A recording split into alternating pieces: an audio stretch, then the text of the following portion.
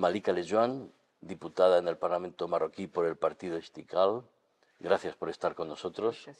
Señora Lejuan, ¿qué es lo que usted hace? ¿Cuál es su principal función en el Parlamento de Marruecos? Alors, la principale fonction que j'ai au Parlement, d'abord je représente la région nord, la numéro 1, qui représente Hoceima, Tétouan, Tanger, Asséla, Larage. Donc je représente cette région et je représente aussi la femme marocaine, puisque Sa Majesté le Roi, que Dieu le protège, veut aussi qu'il y ait un quota de femmes au gouvernement. Et donc je représente cette région, mais étant donné que je suis de Belgique, je suis une Marocaine du monde de la Belgique, je représente aussi les Marocains du monde du monde entier. C'est-à-dire que nous avons nos problèmes, il y a des problèmes, nous sommes bien en Europe, on remercie tous les pays d'Europe d'avoir accueilli les Marocains pour travailler, pour vivre, pour étudier, mais nous avons quand même nos problèmes. Et ce sont des problèmes qui me tiennent à cœur et que je souhaite régler au Parlement. ¿D'accord? ¿Cuál es el peso, la relevancia, por ejemplo, en la economía marroquí de los ciudadanos marroquíes que están trabajando fuera y envían esas remesas a casa y que representan, creo que un elemento importante en la economía marroquí, ¿no? Sí, claro. Les Marocains du monde représentent quand même un avantage pour le Maroc, puisque ils envoient des aides familiales à leur famille, investissent un peu au Maroc, d'autres un peu plus. Donc c'est quand même un élément important. Donc les Marocains du monde sont un élément très important de l'économie marocaine intérieure. Donc il faut savoir que l'année dernière, il y a eu 90 milliards de dirhams qui sont entrés ici au Maroc. Donc c'est quand même une manne importante. Mais mieux encore, c'est que on sait très bien que l'Europe, l'économie devient de plus en plus difficile, les gens de plus en plus difficiles à boucler les fins de mois. On se rend compte qu'il y a une inversion naturelle, que l'Europe commence à s'essouffler, il faut dire la vérité. L'économie devient dure, les gens payent de plus en plus d'impôts, ça devient compliqué. Par contre, le Maroc, c'est l'inverse, c'est un début, enfin le début a déjà commencé depuis bien longtemps, mais l'économie est montante et elle est de plus en plus meilleure. Et que moi, ma fonction au Parlement, c'est d'encourager les Marocains du monde à rentrer et à investir ici, même des petits investissements, de rentrer au Maroc. D'abord, nous avons la qualité de la vie, il faut dire la vérité, mais aussi il y a beaucoup d'opportunités. Le seul problème, c'est qu'il faut un accompagnement à ces investisseurs. Ils vont venir, ils sont habitués en Europe, c'est un système différent. Au Maroc, c'est encore un autre système. Et ils ne connaissent pas très bien. Et souvent, ils viennent investir et puis ils ont des problèmes, et ils se découragent, ils abandonnent et ils retournent dans leur pays d'accueil. Or, ma fonction, et j'ai créé un module d'investissement, qui permet d'encadrer, d'accompagner l'investisseur depuis le début jusqu'à la fin de son projet. C'est-à-dire qu'il faut que ce projet réussisse. Et l'accompagnement se fait à toutes les étapes, du conseil, de la partie administrative et même au niveau de la gestion. Et ce module est donc organisé et composé de personnes, d'équipes marocaines qui, eux, sont le contact direct entre les autorités et l'investisseur. Ça, c'est un petit peu le travail que j'ai préparé, que je voudrais pouvoir donner à mes supérieurs au Parlement. Donc ça, c'est important. Et j'encourage vraiment les Marocains du monde à rentrer, s'ils le peuvent, s'ils le souhaitent, et que j'espère vraiment que ce module d'investissement va être mis en place très prochainement pour qu'on puisse vraiment les aider de A à Z, du début à la fin. Donc ça, c'est vraiment mon travail principal, et aussi accompagner moi-même personnellement les investisseurs. Ça, c'est un peu l'idée. Señora Lejuan, el futuro de esos marroquíes está más en Marruecos que en Europa, en un Marruecos que sigue su proceso de modernización, de industrialización, y el futuro de esos, creo que son unos 6 millones de marroquíes que viven en el exterior, Sí. está más en el propio Marruecos y no tanto en Europa. E incluso para Marruecos, aunque las remesas son importantes, sería más productivo para el país tener a esa gente aquí por su experiencia, por sus conocimientos y por sus capacidades. Bien sûr, parce que ces Marocains-là, c'est une valeur ajoutée au Maroc, puisqu'ils ont étudié là-bas, ce sont des cadres supérieurs. Nous, on dit c'est la diaspora. La diaspora, en français, ça veut dire les gens qui vraiment ont étudié, travaillé et ont réussi. Et donc ces gens-là, on en a besoin et ils veulent rentrer. En fait, ce n'est pas qu'ils ne veulent pas, ils veulent rentrer. Mais il y a un petit blocage, un blocage qui est en fait la création de l'entreprise, le fonctionnement, l'accompagnement, ce que je viens de dire juste un petit peu avant. Donc ces gens-là, c'est une valeur ajoutée pour le Maroc. Et le Maroc se développe, mais ce que j'essaie toujours de faire passer comme message au Parlement, c'est que nous devons garder notre authenticité. Nous ne devons pas copier l'Europe comme l'Europe. Nous devons prendre des choses qui sont bonnes pour le Maroc, mais nous devons garder notre identité de Marocains. Nous avons notre culture, nous avons nos traditions, nous avons notre religion. C'est une religion modérée, j'insiste, c'est pas une religion extrémiste, c'est une belle religion.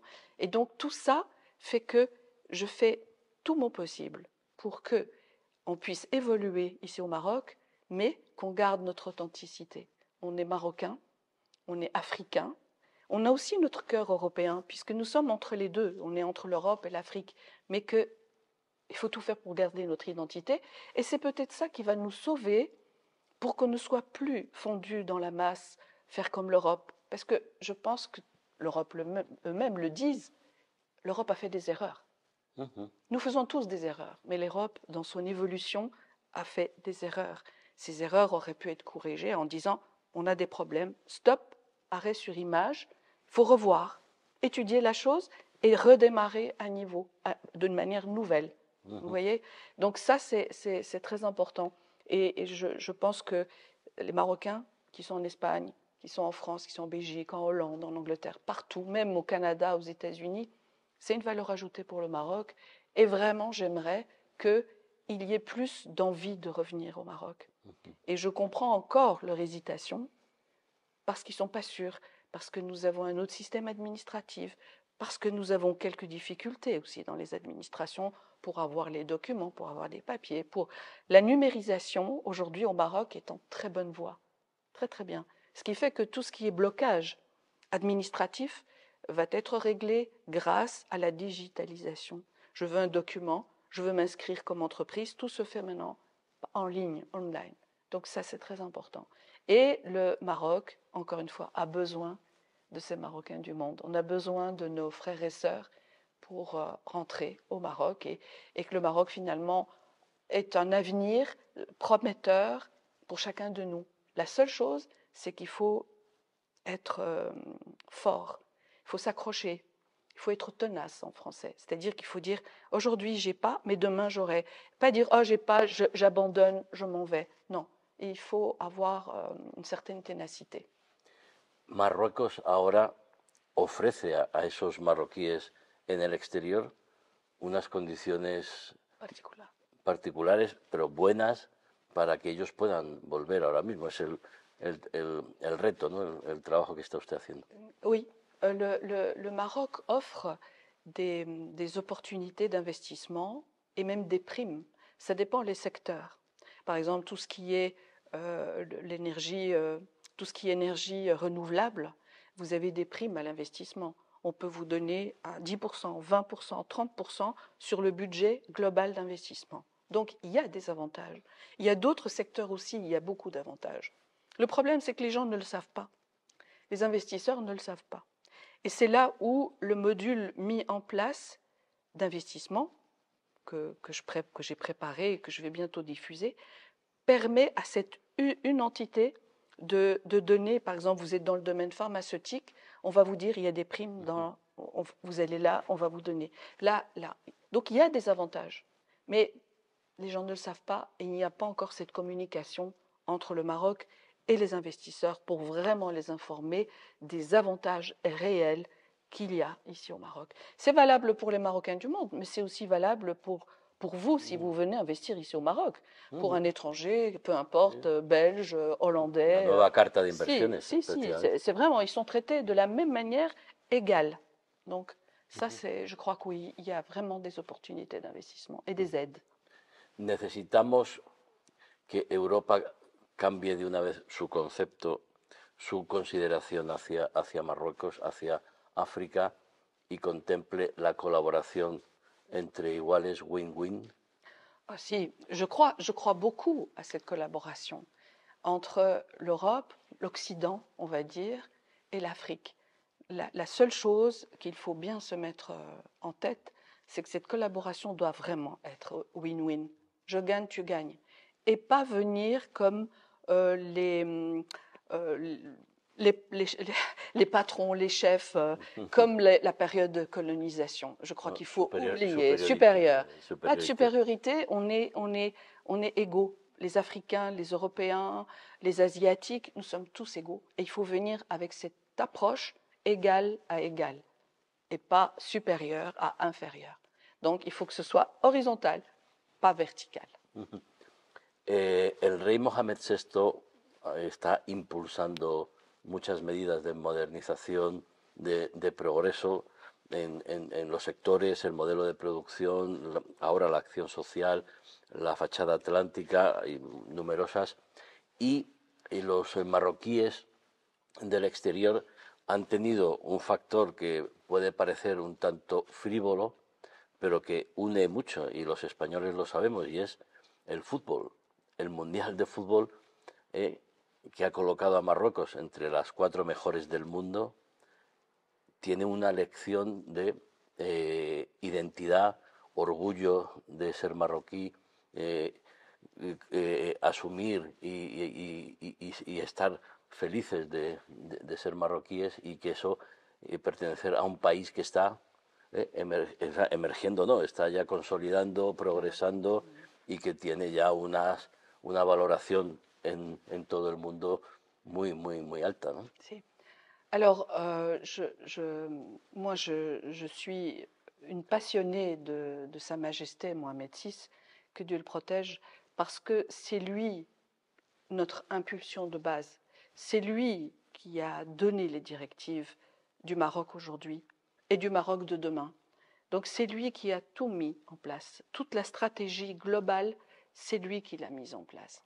Et il l'a fait d'une manière extrêmement efficace et extrêmement intelligente. Et ouverte aux autres pays. Quand vous voyez la Coupe du Monde en 2030, la collaboration avec le Portugal, avec l'Espagne, comment ça se passe, c'est quelque chose qui prouve qu'on peut faire des choses ensemble, qu'elles peuvent se passer d'une manière excellente, mais il faut juste la volonté. Et Sa Majesté Mohamed VI a la volonté. Cette volonté qui est de faire du Maroc un Maroc nouveau, mais un Maroc ouvert. Et ça, c'est un message que je donne à tous mes frères et sœurs marocains du monde, mais à tout le monde. C'est que nous avons énormément de chance d'avoir ce roi. Et je prie tous les jours que Dieu le protège parce qu'on a encore besoin de lui. Et il n'a pas encore fini sa mission.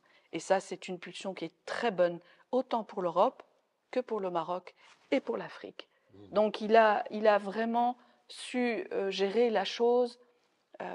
C'est presque un miracle. Il faut dire la vérité, c'est presque un miracle. Il a su allier l'Europe, l'Afrique et le Maroc au milieu et le monde entier. Donc je suis très fière d'avoir ce roi.